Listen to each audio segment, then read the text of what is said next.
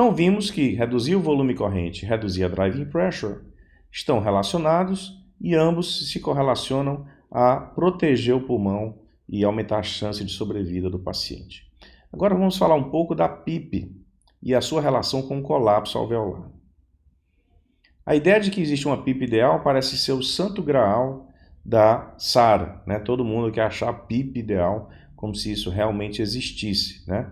Várias categorias de estudos, várias metodologias de estudo para verificar qual a PIP ideal para o paciente com SARA, e a gente vai dar uma ênfase aqui naquela que pode ser facilmente ajustável e que é guiada pela mecânica respiratória, que é a curva PIP complacência estática. Isso porque níveis diferentes de PIP produzem efeitos variáveis. Por exemplo, um aumento de 0 para 10 dessa PIP nesse paciente melhorou a PO2 e melhorou a complacência estática, aerando várias regiões do pulmão que estavam antes colapsadas.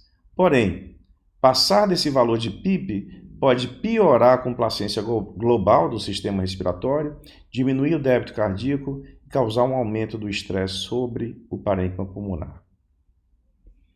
É fato que a PIP na SARA, desde que ela foi descrita, ela pode recrutar alvéolos colapsados quando usado na fase precoce, melhorar a PO2, resultando no uso de um FO2 muito menor, melhorar a complacência, e ao melhorar a complacência, lembra que eu reduzo a pressão de distensão, eu reduzo a driving pressure, porque ela é justamente volume corrente sobre complacência. Então, se eu melhoro a complacência, eu diminuo a pressão dentro do pulmão. Com isso, atenuar a lesão induzida pelo ventilador e tem riscos, por outro lado, que é o excesso. O excesso de PIP pode gerar hiperdistensão pulmonar, aumentando o estresse sobre o parênquima pulmonar, e ao final posso ter repercussões hemodinâmicas com redução do débito cardíaco e, portanto, do transporte de oxigênio. Isso foi bem documentado por Sutter, num trabalho de 15 pacientes em 1975, onde ele titulou vários níveis de PIP, aqui representados de 3 em 3 centímetros, e mediu vários parâmetros fisiológicos. Um deles, a complacência total do sistema respiratório, se mostrou um parâmetro interessante por se correlacionar com a oferta de oxigênio aos tecidos, que à época era um parâmetro muito valorizado, né? Então se viu que a melhor complacência estática obtida com um determinado valor de PIP se correlacionou com o melhor índice de transporte de oxigênio, que nada mais é do que o produto do débito cardíaco com o conteúdo do índice cardíaco com o conteúdo arterial de oxigênio. Então nós temos uma correlação aqui entre hemodinâmica favorável, oxigenação favorável e melhora da complacência do pulmão. Note que a PO2 ela não é um parâmetro ideal para titular a PIP, porque ela vai progressivamente aumentando, mas a mecânica pode piorar a partir de um certo valor de PIP, assim como o quadro de oferta de oxigênio também pode piorar. Então, na prática, o que a gente faz? A gente tem aqui, por exemplo, um paciente de 60 quilos, que está hemodinamicamente estável, sedado, com bloqueio neuromuscular, foram aspiradas secreções e o volume corrente ajustado em 6 ml por quilo seria 360 ml. E faço o que se chama de titulação da PIP.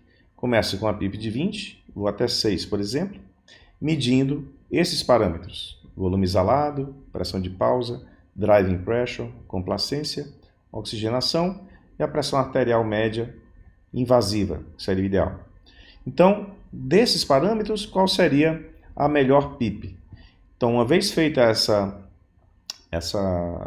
titulação, cada 2 minutos eu vou variando a PIP, eu encontro aquela que tem maior complacência, se associa a maior complacência, no caso 26 ml por centímetro de água, e que, claro, vai resultar na menor driving pressure, 14 nesse caso. Então eu vou escolher uma PIP que tem essas características e fico aqui com a PIP de 10 centímetros de água. Essa é uma maneira de titular PIP, aquela que leva a melhor complacência, seguindo aqueles conceitos que eu acabei de falar para vocês.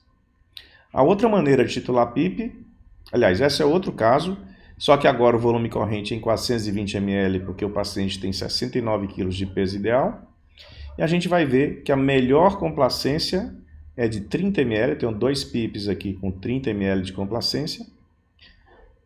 A menor driving pressure foi 14 e se eu olhar entre os dois, 14 ou 16, 14 eu tenho uma pressão de pausa de 28, 16 eu tenho 30. Então talvez aqui 14 de PIP ideal seja considerada adequada. Então vejam outro caso. Então cada paciente você teria que fazer uma titulação caso a caso. Mais ainda, é muito importante essa fixação do volume corrente em 6 ml por quilo e não 8 ml, por exemplo. Por quê? Porque a titulação da PIP, que alguns chamam de PIP trials na literatura, dependem do volume corrente. Então, por exemplo, vejam a curva azul que é com 8 ml por quilo e eu tenho uma titulação da PIP em relação à complacência. PIP ideal com 8 ml por quilo, ela vai dar muito mais baixa do que uma PIP se for titulada, por exemplo, com 6 ml por quilo. Ela vai dar uma PIP mais elevada, tá? Uma complacência melhor. Então, temos que saber que o volume corrente também influencia a PIP ideal. Se for 4 ml por quilo, eu vou ter uma PIP ideal ainda mais alta. Então, no nosso canal em redes sociais, essa pergunta sempre volta, é como realizar a titulação da PIP. A nossa recomendação é usar um método decremental que leve a melhor complacência estática e menor drive pressure. Essa foi uma das respostas em que os nossos seguidores realmente se identificaram bastante. Então temos aí as estratégias ventilatórias básicas que precisamos realmente aplicar à beira do leito, né? Volume baixo, 6 ml por quilo, às vezes até mais baixo, 4 a 6 se a SARA for muito grave, titulando para garantir pressão de platô baixa, driving pressure menor que 14 e obtendo-se uma PIP individualizada. Há outros métodos de imagem funcional, aqui uma imagem que correlaciona a tomografia computadorizada com uma titulação da PIP obtida com a tomografia de impedância elétrica, onde é possível identificar, através de algoritmos específicos, o grau de hiperdistensão do pulmão e o grau de colapso que o paciente pode apresentar com diferentes níveis de PIP.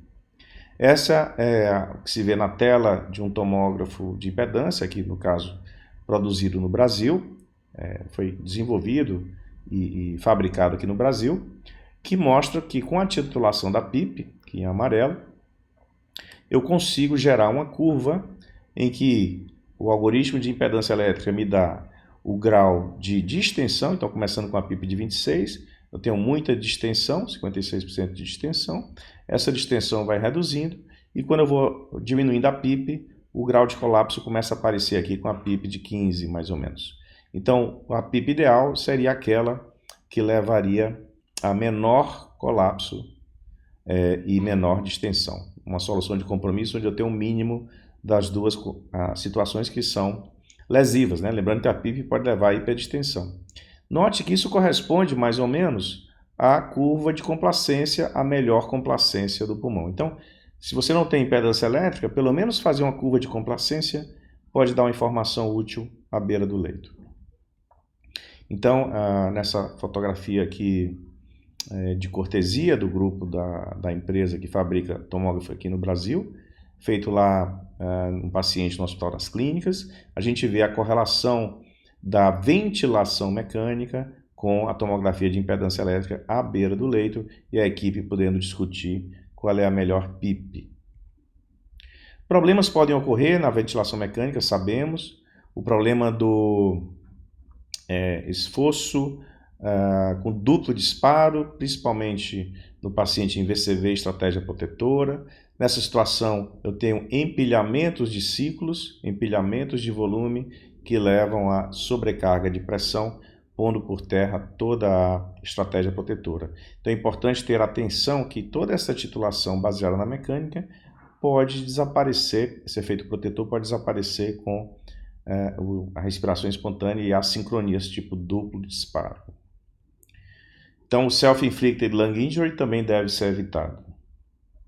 E finalmente vamos falar aqui um pouquinho do mechanical power ou do ergotrauma, né?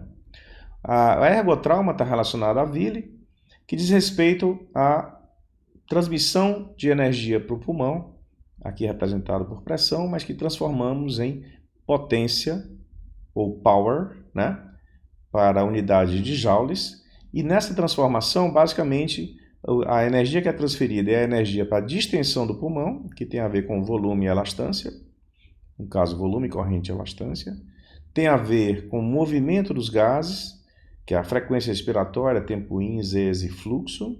E tem a ver com a prevenção de colapso, que é aquela energia para manter o pulmão aberto com PIP, né? Então temos aqui 3 elementos, e a frequência respiratória é um elemento especial, porque ele modula bastante essa potência ou essa carga de energia cinética que é transferida para o parênquima pulmonar. Existe uma fórmula mais simples que leva em conta aqui a frequência respiratória, o volume corrente, a pressão de pico e a pressão nas vias aéreas. O fato é que a mechanical power foi testada nesse modelo experimental em porcos, e o que se viu é que modulando um dos fatores, no caso frequência respiratória, cada vez menor, aqui vocês estão vendo, na ventilação, é uma ventilação que causava VILI, a gente observou, esses autores observaram, que quanto menor a frequência respiratória, menor a lesão pulmonar induzida pelo ventilador. Então, experimentalmente, sim, a frequência respiratória parece ter uma influência importante.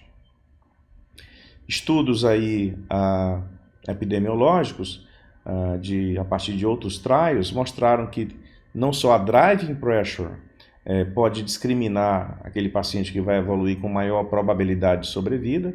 Novamente, quando a driving pressure nesse estudo foi menor do que 13, a sobrevida foi maior do que quando a driving pressure foi acima de 13.